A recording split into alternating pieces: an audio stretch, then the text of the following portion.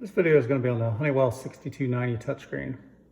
So in this video, I'm going to go over some basic settings. We're going to go over how to set the background, turn the chime on and off, turn the voice on and off, set the display so when it times out, how long it stays lit up, how long it doesn't stay lit up.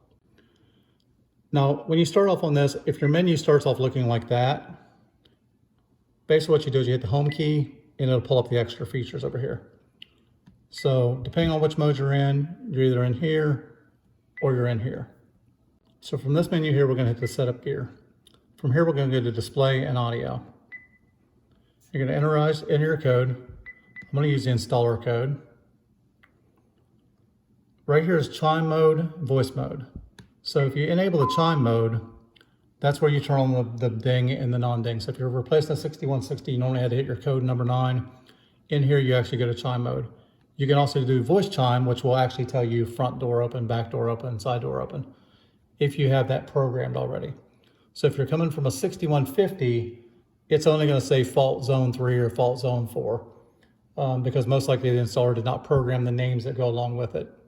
So in this case, since it's a model home that I'm doing, I'm going to leave it set up for chime mode, and voice chime, because I want customers to hear it when they come in the house. Now the next thing I want to do in mine is backlight. That's basically when it goes black.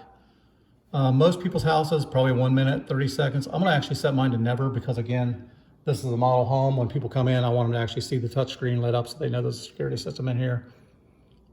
You also see in here a clean screen. So if you hit clean screen, basically it locks up the screen so you can wipe the screen down without pushing a bunch of buttons on the front of it. When I get down here, I'm going to hit the check mark to apply the settings.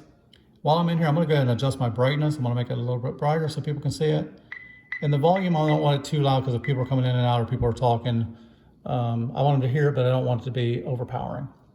So I set that.